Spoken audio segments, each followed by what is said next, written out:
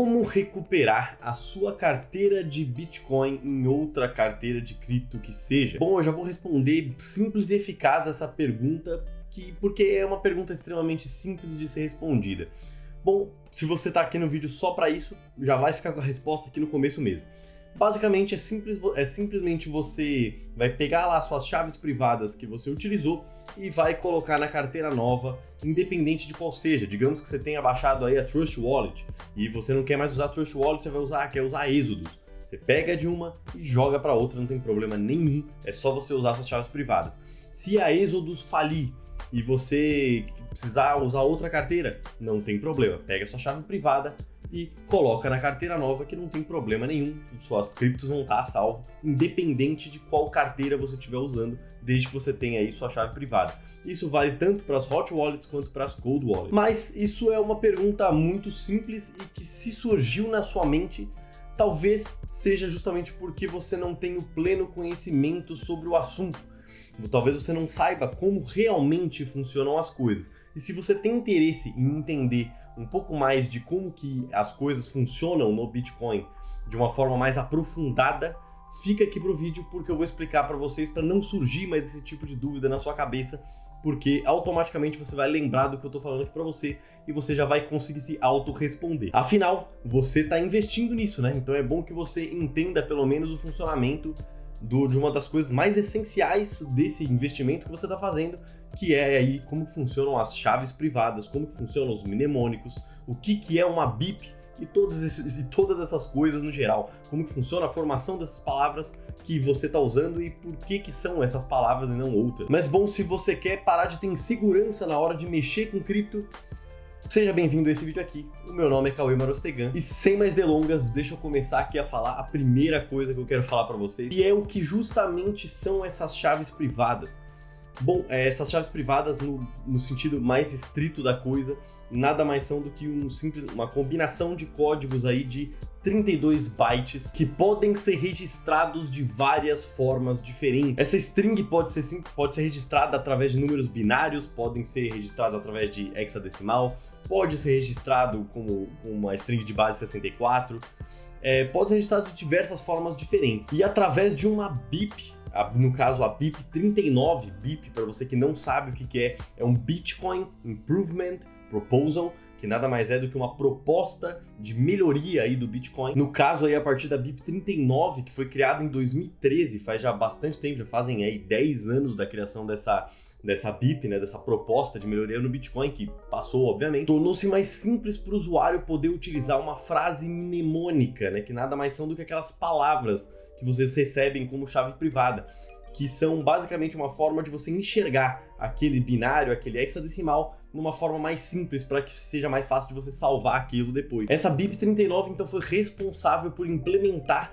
essas chaves privadas de uma forma mais usual, uma forma que seja mnemônica, através de frases mnemônicas. Ou seja, o que essa BIP 39 faz é simplesmente transformar a linguagem dos computadores em linguagens entendíveis para seres humanos. E aí vem logo aquela pergunta, né? Mas por que se eu criar chave privada em uma carteira e você consegue colocar na outra e vai dar tudo certo? Por que isso acontece? E a resposta para isso é bastante simples.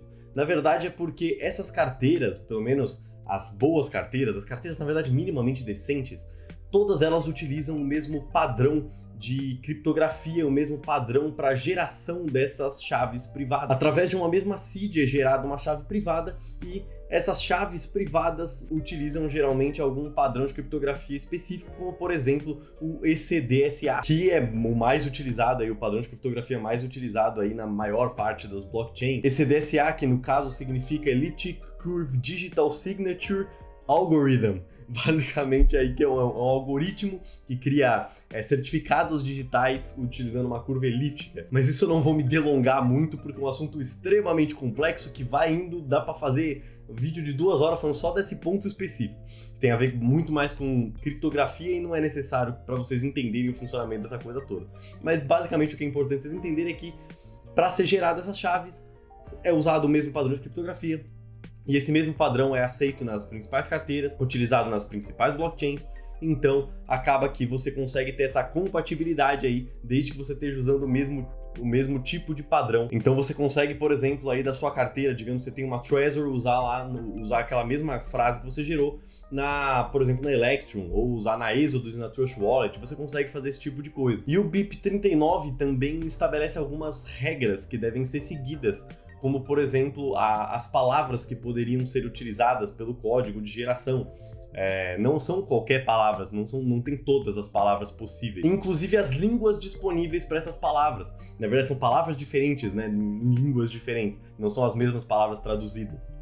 E essas regras são muito bem definidas. E aonde que você pode consultar essas regras? Você pode ver essas regras no GitHub mesmo, que é um repositório de arquivos ali. Você pode ver ali no GitHub do próprio Bitcoin. Então você vai lá no GitHub do Bitcoin e lá você consegue ver. Mas eu não vou só falar, eu vou mostrar aqui para vocês na tela. Então deixa eu passar aqui para a tela para vocês conseguirem ver o que eu estou vendo aqui. Se vocês olharem aqui, vamos voltar lá para o começo, clicando aqui, entrando aqui direto no próprio GitHub do Bitcoin mesmo. Aqui vocês vão ter essa carinha aqui, onde vocês conseguem clicar em qualquer coisa que vê todas as coisas. Aqui do lado direito, que estão as coisas que estão pinadas aqui na tela, você tem aqui os BIPs, que são justamente os Bitcoin Improvement Proposals. Aqui você pode clicar e dentro dos BIPs você vai ter aqui o BIP 01, 2, 8, 9, todas essas coisas todas as coisas que você quiser olhar, que você pode olhar. E a gente tem o famoso BIP 39 aqui, que é onde a gente pode checar as línguas e as regras das línguas e as palavras que podem ser utilizadas para a formação desses mnemônicos. Então aqui você consegue ver quais são as línguas que tem. No caso temos chinês simplificado, chinês tradicional, tcheco, inglês, francês, italiano, japonês, coreano, português. Pois muita gente não sabe, mas existe mnemônico em português sim. Os mnemônicos em português foram adicionados há 3 anos atrás, como vocês podem olhar aqui. 3 anos atrás foi quando os mnemônicos em português foram estabelecidos também, e espanhol. E clicando aqui em português, você consegue ver todas as palavras que tem. Só que, uma coisa mais legal ainda, você consegue também ver a lista de regras. Se você clicar aqui no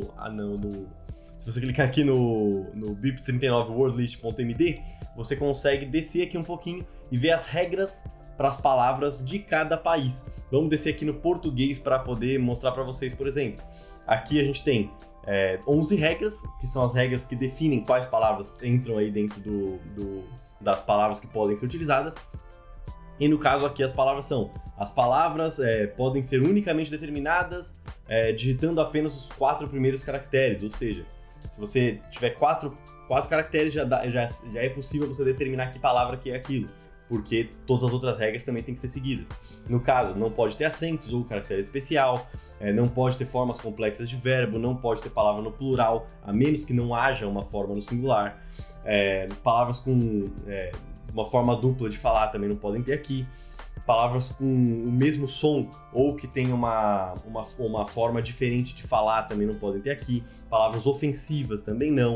E não vou ler todas as regras aqui, mas estão todas aqui na tela. Tudo isso aqui são regras determinadas e vai ter regras específicas para cada idioma que tem aqui também. Então tem no tcheco as próprias regras, no italiano as próprias regras, no francês, no chinês, no espanhol, no japonês. Então todos os idiomas vão ter suas próprias regras e também suas próprias listas de palavras aqui dentro do BIP39. Mas vamos voltar agora para o meu rosto de novo. E outra coisa importante de dizer para vocês também é que essa geração de chaves privadas não acontece necessariamente só de uma forma específica. Existem algumas formas e precisa ter compatibilidade entre as carteiras que você vai recuperar. Mas todas as maiores costumam utilizar a mesma forma, então você consegue recuperar de uma na outra sem problema nenhum. E a geração da chave também pode ser determinística ou não determinística. E o que isso significa? Isso significa que, da forma determinística, no caso, a carteira vai usar uma seed para justamente determinar aí as chaves privadas e públicas vinculadas a ela. E essa é a forma mais comum e mais usual hoje em dia. Mas em algumas carteiras aí mais antigas, também, muitas delas acabam utilizando aí a forma não determinística de geração de chaves, o que pode tornar mais complicado na hora de você restaurar ela, porque ela vai ser gerada de uma forma puramente 100% aleatória, sem regras pré-determinadas. Justamente por isso que são não determinísticas. E mais uma coisa bastante interessante que muita gente não sabe e que eu acho legal de falar nesse vídeo aqui, o fato é que, na verdade, já me vieram várias perguntas dessa e eu sempre prometo um vídeo, então tá aqui, né? Pra quem tá assistindo o vídeo até o final vai ter resposta. Tem muitas carteiras que usam 12 palavras, tem outras carteiras que usam 24 palavras e muitas delas utilizam o mesmo padrão de formação de carteira. Então, como você faria para, por exemplo, recuperar uma carteira se o negócio, se a carteira nova lá que você baixou tá te pedindo 24 palavras e só tem 12 na mão? O que você faz? Você pode colocar essas 12 palavras e depois expandir seu mnemônico para 24 palavras, colocando mais 12 palavras que atendam aos critérios de formação de palavra. E você vai conseguir recuperar sua carteira também. Olha só, eu aposto que essa informação você não sabia. E eu acredito que vale seu like, vale seu compartilhamento, vale seu comentário. Acredito que vale alguma coisa aí, porque eu tenho certeza que essa você não sabia. E olha, depois de tanto falar e de tanto mostrar pra vocês, eu acredito que vocês devam estar mais seguros agora para executar suas transações e entendendo um pouco mais sobre esse investimento que você está fazendo. Entender um pouco mais o essencial de como funciona aí uma carteira, de como funciona a geração de palavras privadas e o porquê que isso é importante, o porquê que é importante você saber disso, porque agora todas aquelas perguntas que vêm na sua mente, mas será que não sei o que, nesse vídeo já tá a resposta, já tá todas as respostas que você vai precisar referente a esse assunto. É só você reassistir ele se você precisar, né? E já vai vir automaticamente a resposta na sua mente, porque você tá entendendo aí o funcionamento, a lógica por trás do negócio e não simplesmente ouvindo um sim ou não aleatório qualquer. Mas bom, muito obrigado por você que ficou até aqui, eu espero que você tenha gostado do vídeo, deixe seu like, se inscreve, ativa o sininho para não perder nenhuma notificação. Muito obrigado, até o próximo vídeo e falou!